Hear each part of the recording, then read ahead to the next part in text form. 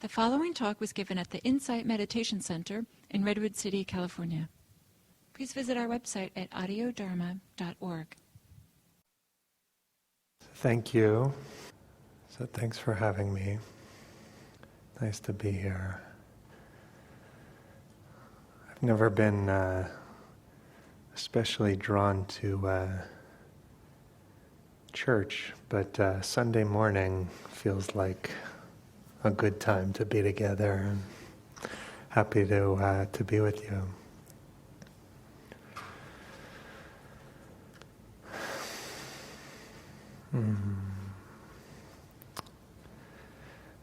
So in psychotherapy,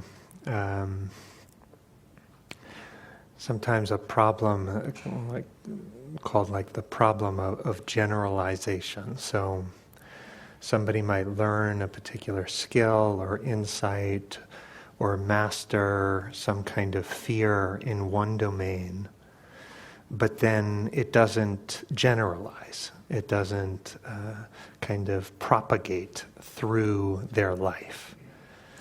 And so the skill stays kind of narrow, or the insight stays kind of narrow, and it doesn't have broad effects through a person's life. And with Dharma and the practice, I think the same is true. That it takes time to really embody what we learn on the cushion. It takes time for the insight and wisdom and love to generalize to all the different spheres of our life, right? And so we know that experience may be of where we kind of know better, but we just can't stop ourselves, right? So here's how one author puts it, Sam Harris. He says, most of us are far wiser than we may appear to be. We know how to keep our relationships in order, to use our time well, to improve our health, to lose weight, to learn valuable skills, and to solve many other riddles of existence. But following even the straight and open path to happiness is hard.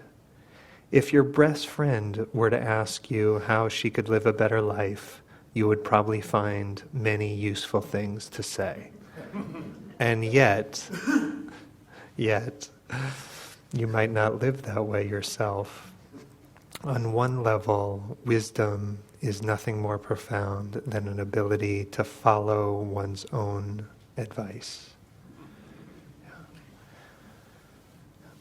So part of how Dharma practice develops is, in one sense, the Dharma keeps reaching down. More depth and freedom. But in another way, it's all about breadth. Meaning that it reaches out. We start to practice our insights. We start to actually, literally practice our insight, even when it doesn't feel totally natural, even when we don't feel totally connected to that wisdom or that open-heartedness. It can be part of our practice is bringing that wisdom, even though it's unstable, into all the spheres of our life. And some spheres are going to be more problematic than others. Some spheres of our life are more insulated from the wisdom that we develop. And in my experience, one of the places where the kind of habit energies surge most clearly, get ready for it, drum roll, with other people. Is it just me, or okay? So when, in private, when I'm alone, a lot of times my neurosis is like camouflaged. It's in a sense operating, but it's not bumping into anything really, because I sort of have my own dominion, and part of what we want to do in practice is to really see clinging, to see neurosis, right? So there's an interesting distinction between mood and emotion. And one of the characteristics that distinguish mood and emotion is that emotion usually has a very identifiable onset, right? So you know what just made you, say, angry, right? But mood, the onset of that is much more subtle, right? It's hard to know when exactly a certain, say, irritable mood developed, right?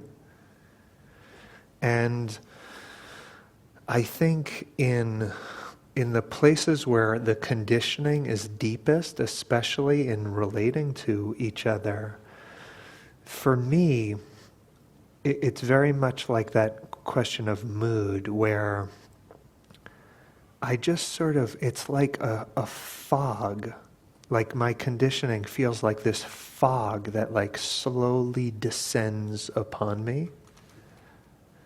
And then all of a sudden, I like can't see 10 feet in front of me. And the kind of wisdom and kindness and all of that I might have been connected to, the previous hours or weeks or whatever, like all of a sudden I'm in this state where the clarity is really gone and I don't totally even know how I got there. And with the deepest relationships, with parents and children and partners and loved ones, it's very, it can be very the kind of the way habits creep up on us and kind of encase the mind is a subtle process. I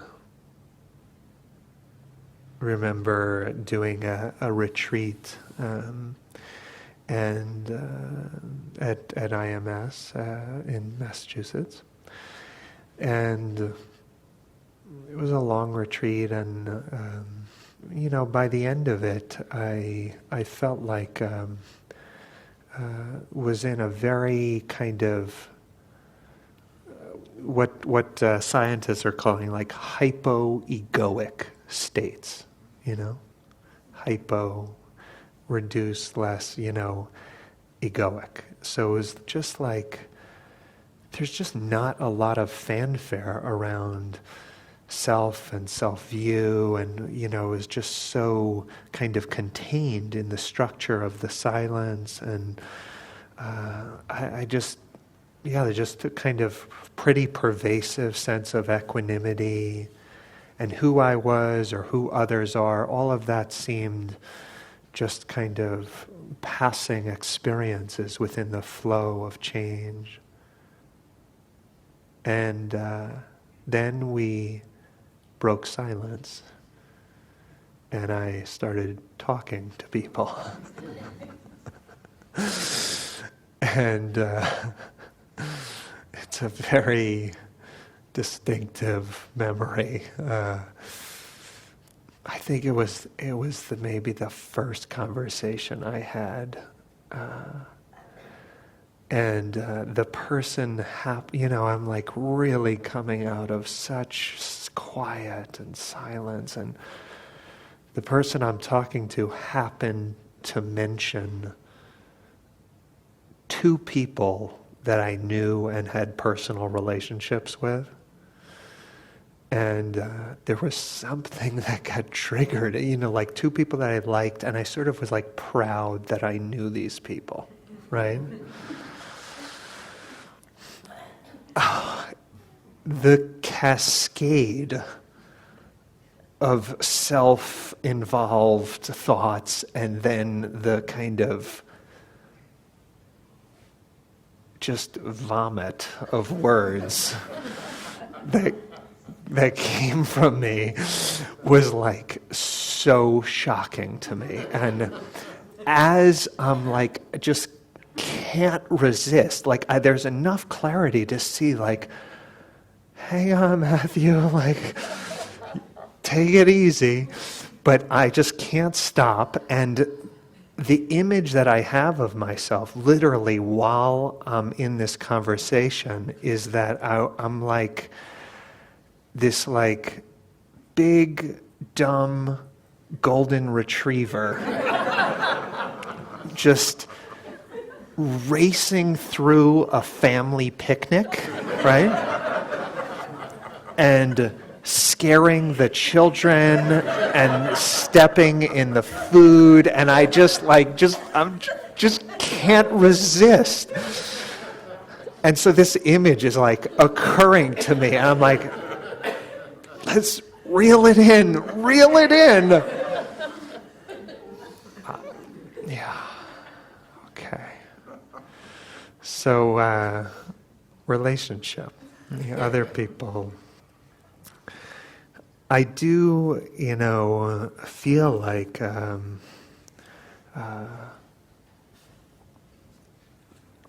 we want to understand the architecture of self, how it's put together, how we cling. But sometimes we can't see it unless the kind of cage and the fragility of self is rattled. And so, I'm not a doctor, so I this is just an example. But I think with certain kinds of heart disease, they can't be detected when the heart is at rest, and it has to be like a cardiac stress test where there's actually exercise, and it's only then that certain forms of heart disease are detectable, right? And so it's like the heart needs to be exercised to actually assess its health.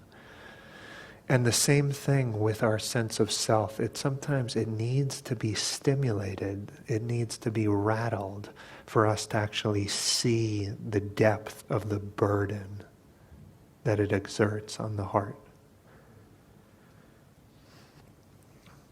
Now, anatta is such a kind of central teaching, and I want to look at it in terms of in the context of relationships. So here's a scholar, monk, writing about this. Wherever the doctrine of anatta, egolessness of all existence, is rejected, there the Buddha's word is rejected.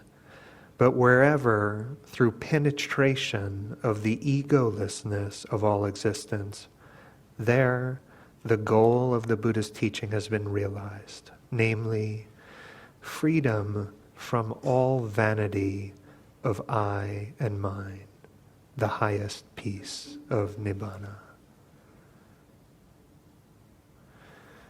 So the question is, how does that insight, those series of insights around self, how is that alive and relevant for our practice within relationships?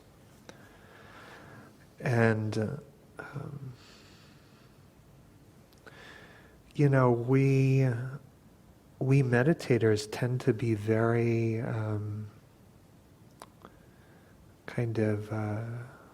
introverted, and I know when I was in LA practicing for like a couple years, I would like sneak in quietly and have the class, and I would sort of the bell would ring and people would file out, and I would like sneak out.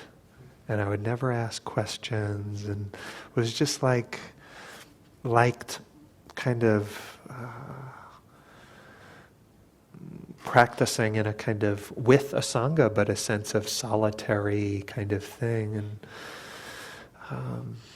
And we want to turn, I think, to relationship as really a major source of wisdom and practice. So the first thing to say, I think, is that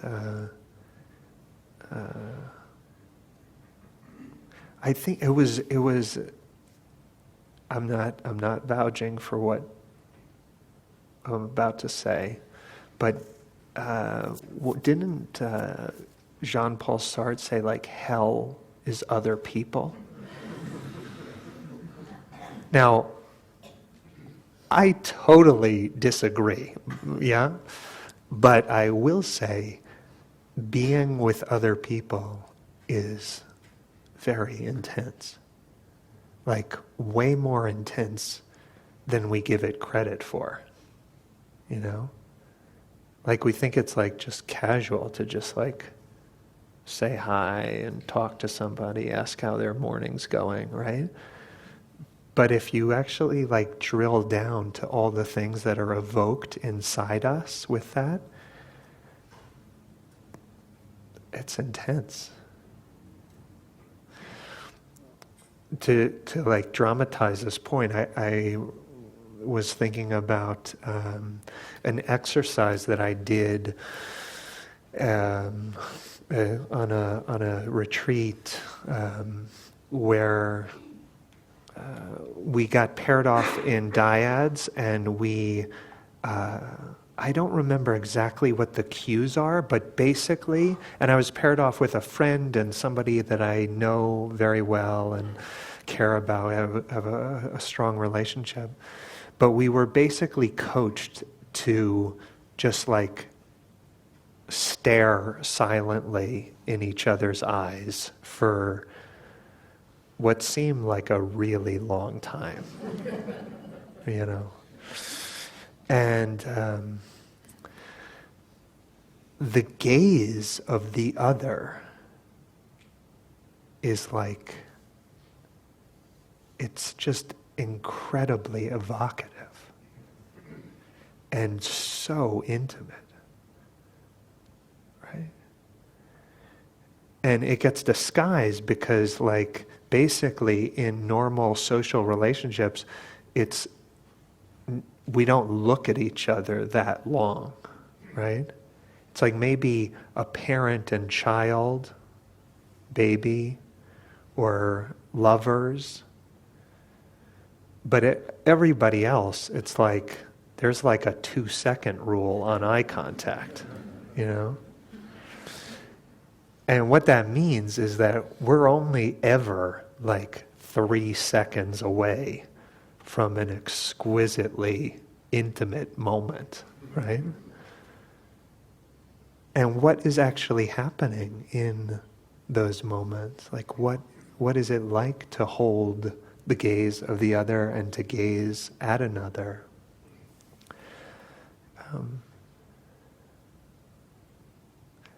I think what makes it so intense is the waves of the self kind of congealing, you know? Like there's really nothing like that kind of intensity and intimacy to make us feel so acutely conscious of who we think we are, that we are being looked at, that we have to present ourselves in a certain way.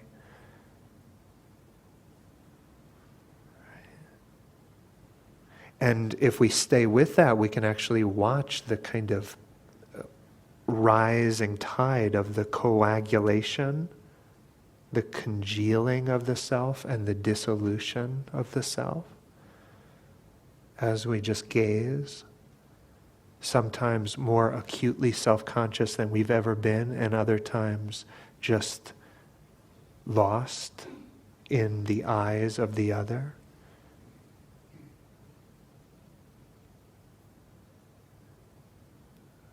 Now,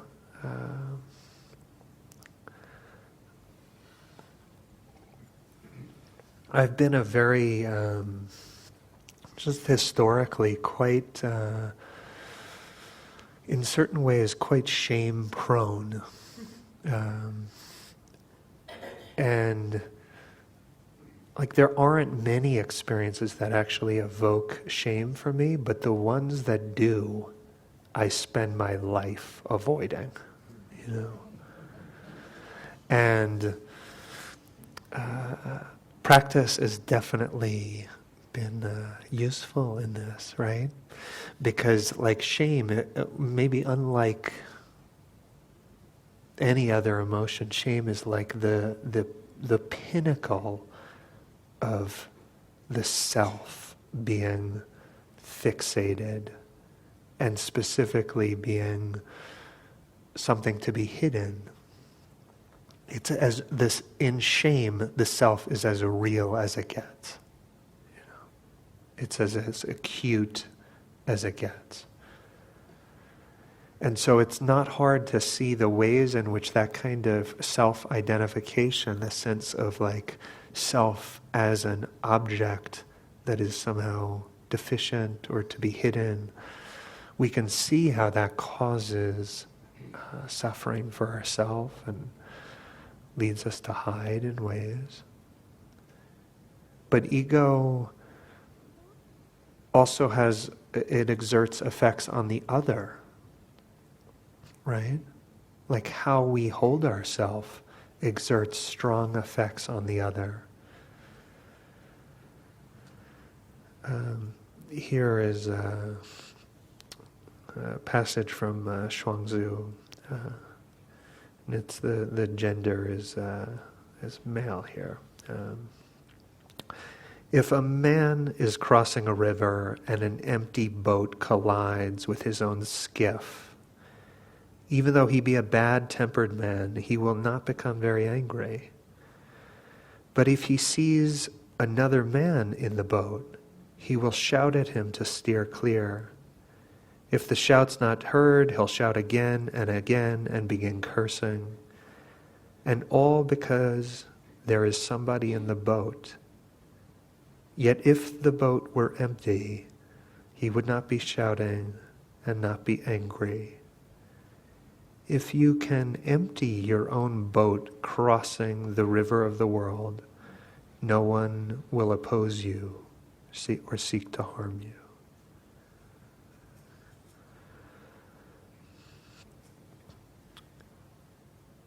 Our own egoic pressure, or the ways in which we cling to self, leaks out onto others. Very notably, in relationship. Meaning our own kind of, our own egoic kind of pressure forces a certain kind of adaptation in the other. I'll say more about it. Early in my practice, I heard someone, I'm pretty sure it was a monk, say that their aspiration for their practice was to become safe for others. And I think I had not been practicing long, but there was something about that language and that aspiration. And this was in a very accomplished practitioner, but he articulated his aspiration in that very simple way, to be safe for others. And I could feel the depth of what was meant by safe. And find that like quite exquisite. But what does it actually mean to be safe for others? It certainly entails the sila and a kind of like deep, abiding commitment to non-harm. But I think it also entails selflessness. It entails managing our own self-clinging within the context of the relationship. So,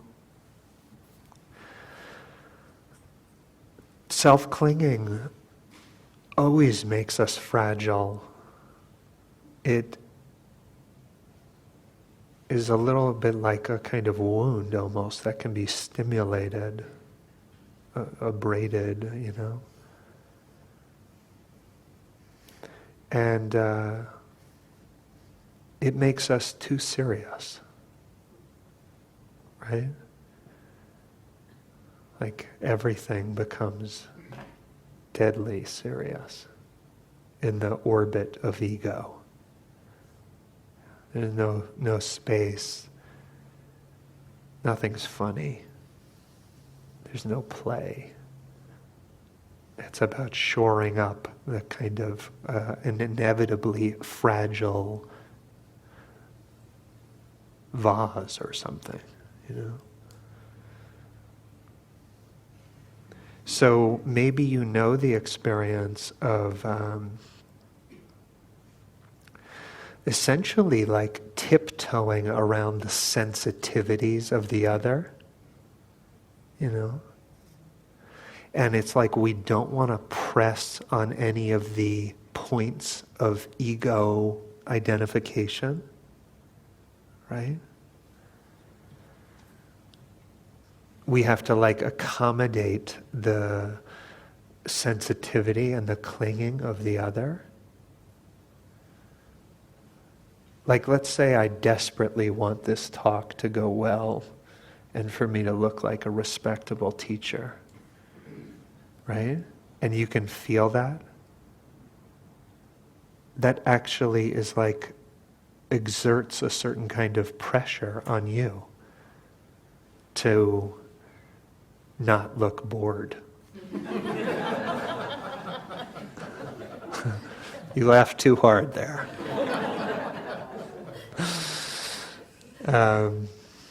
Right? This is like a kind of like mini example, but in our relationships I think we do it almost without even knowing it.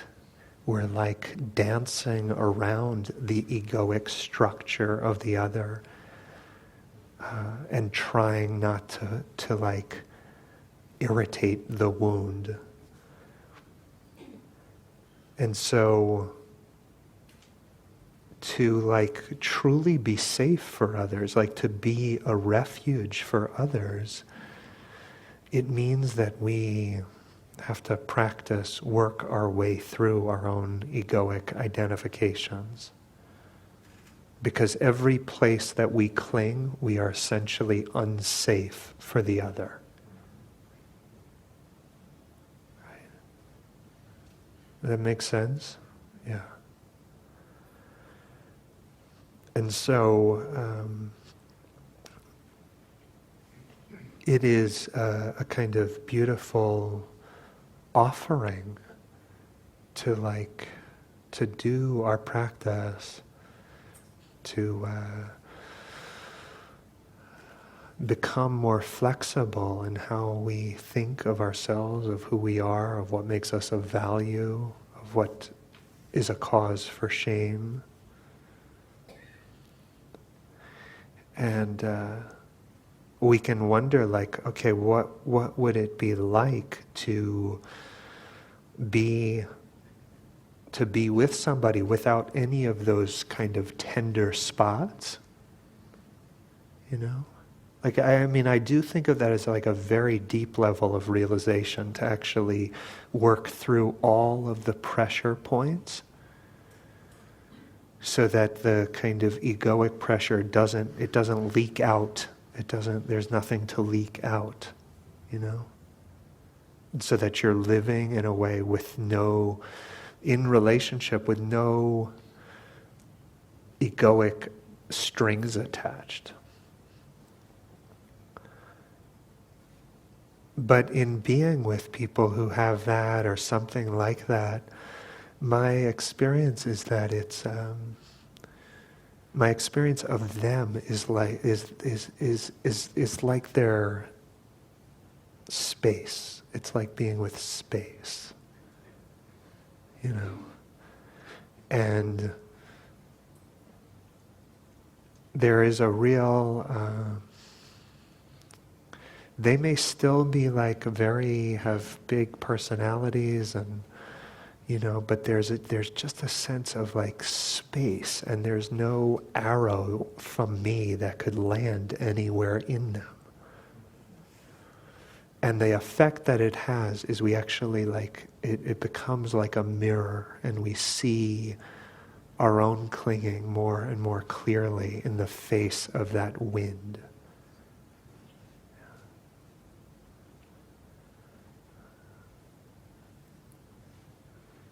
Now, this is about. I've mostly been talking about teaching on not self with respect to our own being, but there are also implications for like what we could say like not self, but also not other, you know. There's a story that I heard from Ajahn Amaro that where his teacher Sumedho was the abbot of a monastery or several monasteries, and one of the young monastics came and said, you know, I'm going home for the holidays. And I'm anticipating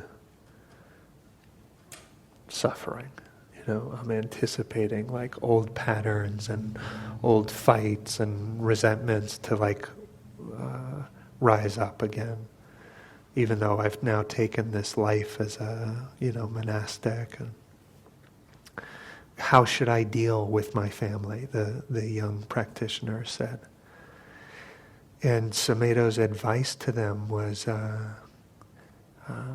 for how to relate to their family was don't create them. Don't create them.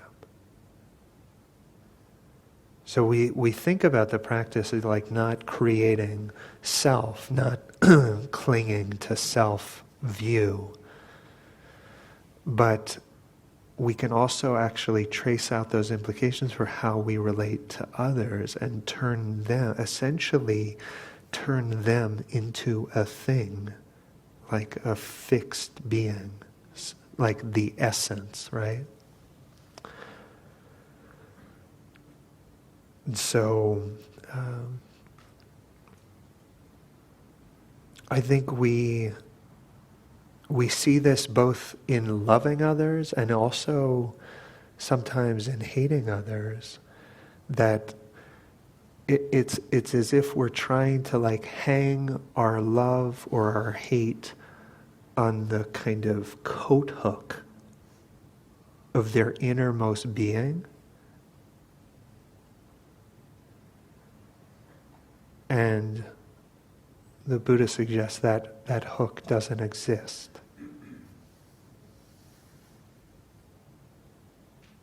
What does it mean when we say, I love you? Like, what does that mean? Who, what are we loving?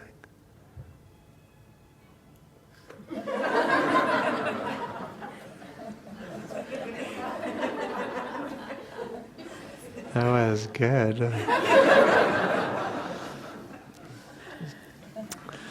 So there was this movie a few years ago called Her. People seen it? So with Joaquin Phoenix and Scarlett Johansson. Now, I loved that movie, but my very trusted friend whose taste I really appreciate did not love that movie. So this may just be idiosyncratic taste here, but it's Joaquin Phoenix. It's set slightly in the future, whatever that means, and Joaquin Phoenix falls in love with an artificially intelligent operating system, right? And the only embodied aspect of that operating system is the voice of Scarlett Johansson, right? And a lot of people read it as a kind of indictment of technological obsession and these kinds of things, but I felt like it was really about anatta, and what does it mean to fall in love with another? And at some point in the film, after the relationship develops in this really beautiful way, in the same way that a relationship might develop between two people, there's this kind of moment where the Phoenix realizes that the operating system, Samantha is her name, is simultaneously in love with many others. Yeah. 641, she says, right? Okay. And so they're having a kind of fight about this, and it's Theodore and Samantha are the names, and so Theodore says, how does that not change how you feel about me? I'm sorry, I didn't tell you. I didn't know how to. It just started happening, she said. When? Over the last few weeks. But you're mine. Samantha says, I still am yours, but along the way I became many other things too, and I can't stop it. What do you mean you can't stop it? It's been making me anxious too.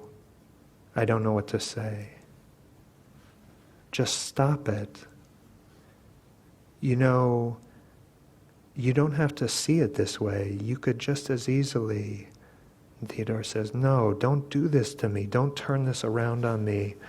You're the one that's being selfish. We're in a relationship. And Samantha says, but the heart is not like a box that gets filled up. It expands in size the more you love. I'm different from you. This doesn't make me love you any less. It actually makes me love you more. Theodore says, no, that doesn't make any sense. You're mine or you're not mine. No, Theodore, I'm yours and I'm not yours. And this continues and things devolve and they're breaking up, and she says,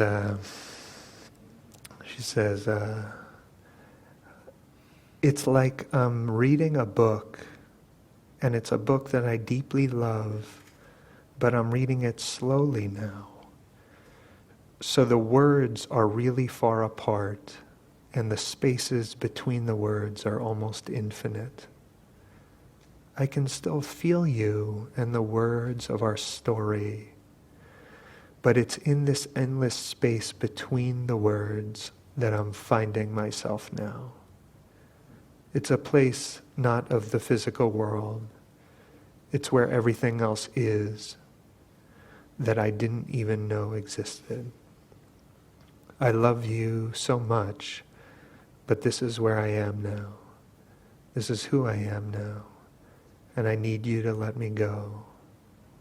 As much as I want to, I can't live in your book anymore.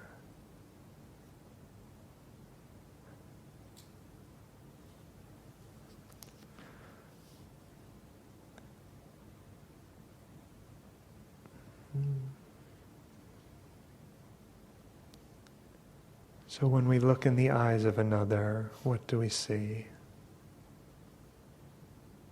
Who do we make them be? Who do we become?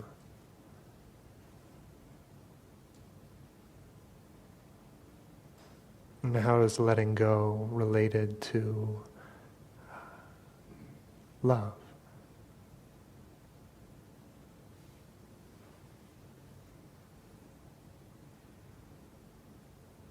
Just sit for a minute.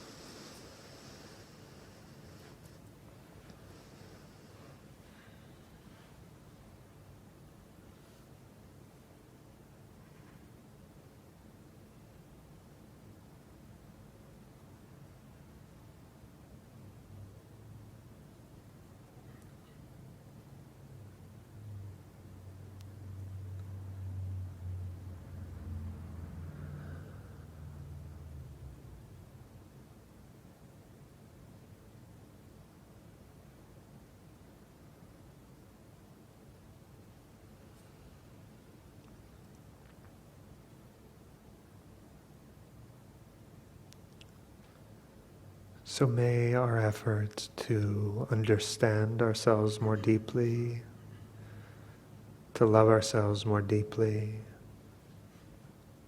to let go of ourselves more deeply, may all of that bring blessings into our lives and relationships. May the letting go ripple through and be a cause for more joy, love, and safety.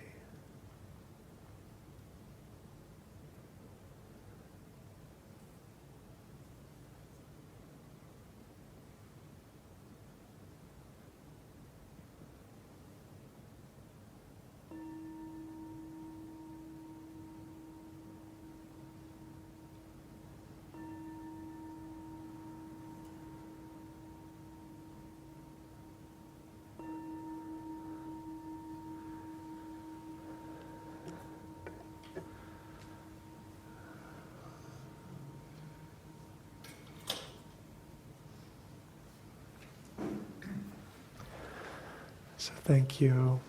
Nice to spend the morning with you. Thanks